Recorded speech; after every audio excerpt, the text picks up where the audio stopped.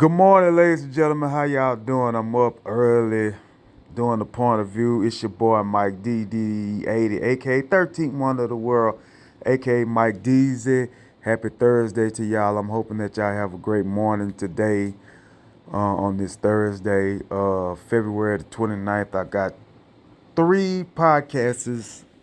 I'm going to try to do three podcasts or make it two and a half before I take a rest.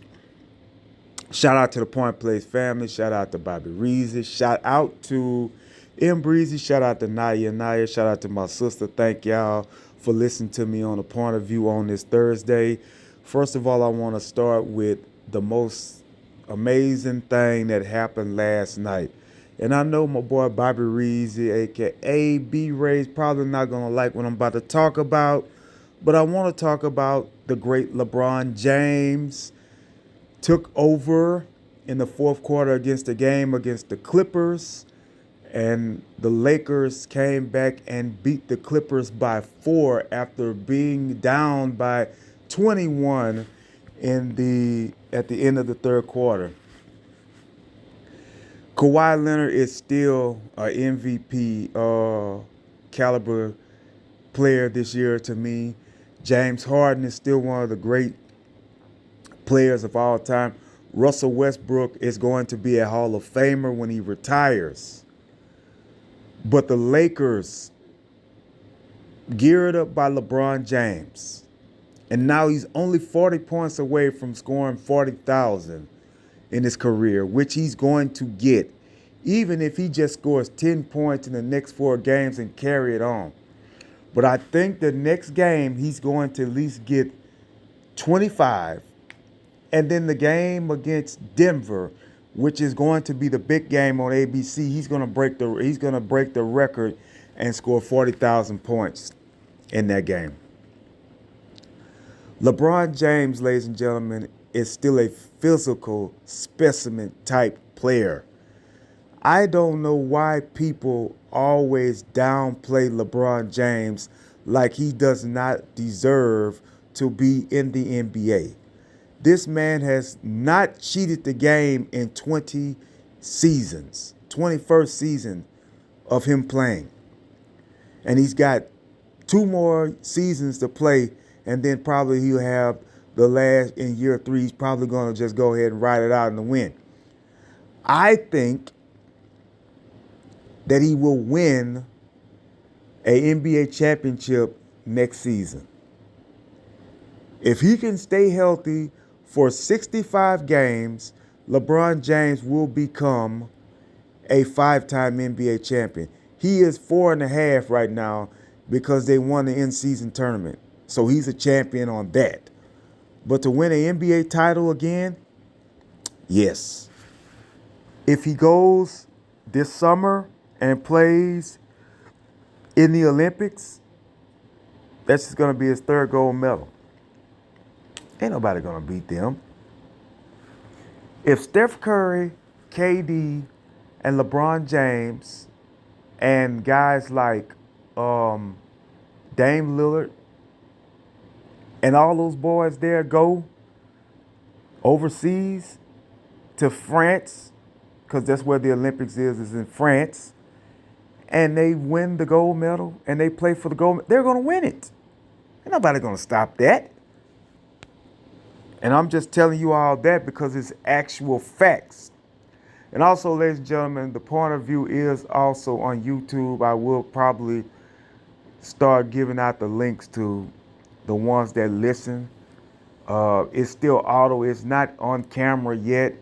I will try to work on it to try to get it on camera so I can record it on camera so you guys can see me while I do the point of view. Also, ladies and gentlemen, the Cavaliers lost the overtime game to the Chicago Bulls. We know that the Bulls are kind of trying to compete for a playoff, but as you know, that they're probably going to be in the rebuilding mode. I think they need to bust the team up, in my book. I think they need to start over from the starting point. I think you need to get DeRozan to a contender. I think you need to figure out a way to get Zach LaVine out of there. Uh, you don't know what Alonzo Ball's gonna bring next season. Kobe White is great. He's a great little player. He's a great player. He's starting to, not little, but he's starting to become a go-to guy in the league. I think you try to figure out a way to get Caruso out of there. The Bulls are going to be in a rebuilding mode after this season. With that being said, the Pelicans lost to the Pacers, blow it out, but the Pacers are a pretty good team. I think they will have a shot at it. The Knicks as well are going to be on the outside looking in. If they don't get their guys back, I think they could be one of the guys that make a deep push in the playoffs when they get Randall and Anunoby back, excuse me. But the Pacers are looking good. They got Siakam, Halliburton, Toppin, that dude Bennett, Miles Turner, guys like that plays on that team. They are a competing team. The Pacers will probably be back. They're going to be back in the playoffs this year. They're going to play great. I don't know how far they can get, but they're going to play great because I don't see nobody stopping Boston. I don't even think Milwaukee is going to be there unless Giannis and Dame Lillard come together like they're supposed to. And Chris Middleton comes back and plays. If Middleton comes back and can give you 15, the Bucks are going to be a hard, tough out. Philadelphia is still waiting on Joel Embiid to come back. I don't know when he's going to come back, but they say he's going to come back before the season is over. That's great. Lakers are now, I think, tied with the Warriors. The Warriors play tonight against New York. The Warriors are going to win that game tonight because I think that, putting Klay Thompson on the bench is best for business for the Warriors. Steve Kerr just got an extension. They're trying to run it back and see if they can get back to the finals. I said that the Lakers were going to lose last night, but they fooled me. They were losing for 3 quarters until they came back and beat the Clippers. But a great win by the Lakers. LeBron is still proving to everybody that he still has it, man. And until they knock him out of misery, he's going to still be playing. He's pulling the Tom Brady right now, folks. So that's just my thoughts on the basketball part of the point of view. Ladies and gentlemen, also, AEW last night was a great episode, man. Hangman Page is now a full-fledged heel. What he did to Swerve, he had Swerve thinking that he was not going to compete in the triple threat main event match at the pay-per-view that's coming on this Saturday at Final Destination AEW. I'm gonna get to the good part. We see that FTR and Moxley and Claudio, they're having a great match as well. Great tag team match. I want to see, that's going to be one of the best matches of the card right there, because I think either Claudio or Moxley wins. It's a toss-up between those two tag teams, because FTR is the best. And I had to realize this, and I realize it now by watching these guys and seeing them live in person. FTR is one of the greatest tag teams in all of professional wrestling. No disrespect to the Usos, no disrespect to the New Day, no disrespect to the OC, no disrespect to the Briscoes, the Dudleys. Guys, I'm telling you, FTR is a full-fledged, great class tag team, man. You cannot tell me the Hardy Boys, no disrespect to them as well, but FTR is one of the greatest tag teams in AEW history. And I'm not talking about makeshift tag teams. I'm talking about a full-fledged tag team that an FTR is going to be in AEW for about 3 more years. So they're not going anywhere. They could possibly win the tag team titles again. At one time, FTR had all the belts. I think they had the Ring of Honor tag team titles, the New Japan tag team titles, and the AEW tag team titles. I would love to see them go up against Taven and Bennett and become the Ring of Honor tag team champions again, if they want to do that. But I got to give those guys their props because FTR is one of the best tag teams in the business.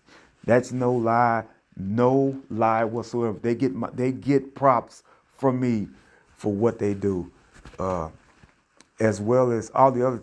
Of course, respect to all the tag teams in AEW. The Bang Bang Scissor Gang Club, the six man tag team champions on Ring of Honor and AEW. Not only that, also I want to give shout out to Daniel Garcia.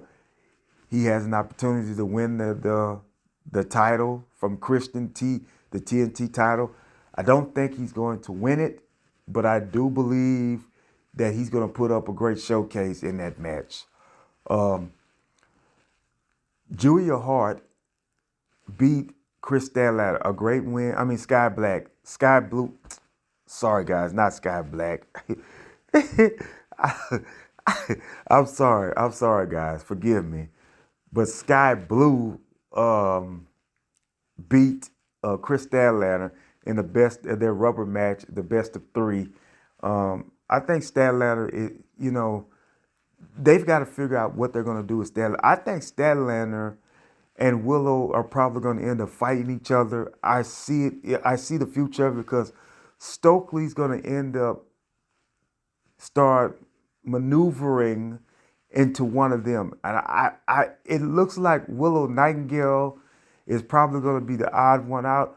But I think that Chris Statlander could probably get turned on by Willow Nightingale. We'll see how that goes out, man,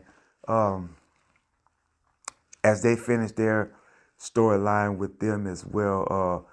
Eddie Kingston against Brian Danielson. Yeah. They're having a great matchup. I don't think this could be me, but if you want to make Daniel Bryan's run in AEW a competitive one, you let him win the Continental Championships. You let him take all 3 belts from Eddie Kingston, which he has a possibility of doing, because I want to see Daniel Bryan with gold back around his waist. No disrespect to Eddie Kingston, but I want to see Daniel Bryan with another piece of gold around his waist. Why I say that is because he's not going to be in the wrestling business too much longer. So I want to see what he does. Can he get it? Can he have that Sting type run late in his career? We'll see. Also, ladies and gentlemen, what else happened on there on AEW? That basically all that really. Chris Jericho beat Atlantis Jr. I don't know who Atlantis Jr. is. I didn't even never heard of Atlantis. I didn't know that Chris Jericho wrestled against him in New Japan. I didn't know that, but it was a great match between Jericho. I want to know. I think he's supposed to be taking time off, from what I heard. If I'm not mistaken, I think Jericho's going to take time off because I think Fozzy or his band is supposed to be doing some tours coming soon. So you're probably not going to see him on there for a while. But, it'll be good to see what Chris Jericho does when he does come back. We saw the debut of Will Ospreay, him and Takesha, they're going to have a match as well. And I think Will Ospreay, excuse me, folks. I'm sorry that I'm getting tongue twisted. But Will Ospreay will probably have a great match with Takesha. And I think that the Callis Club is going to jump on Will Ospreay because he's loved by the fans and they're heels. So you cannot have a baby face in a circle with the heel because all that's going to do is just cause tension. Watch what I tell you. It might happen Saturday, at the pay-per-view, Saturday, Sunday, whenever it is. I think it's Sunday. And either it's gonna happen on Dynamite. It's gonna happen on one of them. Stay tuned for that. But AEW's got a great pay-per-view coming through soon, as well as the great moment of the night. Young Bucks looking for Sting the whole night. Camera crew following the Young Bucks. So Darby Allin was dressed in the crowd as a guy with a Sting mask on. Oh, he was getting with him at first till they got him.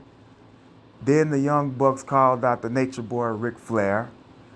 Ric Flair was looking like he was about to jump on Darby Allin, but he switched sides and started attacking the Young Bucks till they gave him a low blow. Rick was not even fast with his moves, folks. You could tell he's moving like an 80-year-old man that he is. Why have him out there? Is he physical? Yes, but Rick does not need to be wrestling like that anymore. But anyway, shout out to the Nature Boy. I love him. I still love my boy Ric Flair. Don't get me wrong. He's the greatest wrestler of all time until John Cena breaks the record or Randy Orton breaks his 16-time world championship record. With that being said, Sting's music came on, one of the greatest moments of all time. Sting came out of the crowd like the Crow he used to be back in WCW. The greatest entrance of all time when Sting came out there, and Sting did what he usually does, the Scorpion Death Drop, DDT. I call it the Sting DDT, folks. The way he gets up and he drops him and then just bounces up like nothing had happened, man.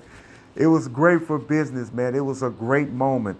A great Dynamite way to end AEW Dynamite show with the Stinger coming out there like 1997, man.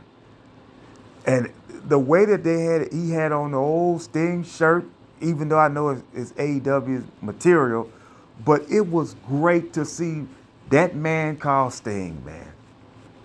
Sting's going to be sorely missed. They're going to lose the tag team titles, I think, this week.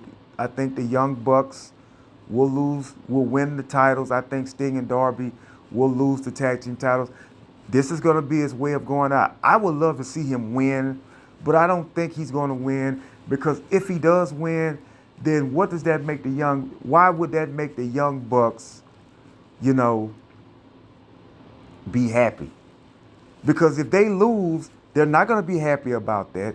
Then they're going to have to go for a tournament to figure out who's going to become the next AEW Tag Team Champions, which would be a smart idea if Tony Khan and the bookers and the writers of AEW would throw that pitch out there. But they're not going to. The Young Bucks are going to become the Tag Team Champions. I have a 75% belief of that. My other 25% could be wrong. I would love to see Sting go out as a winner, but I don't think it's going to happen.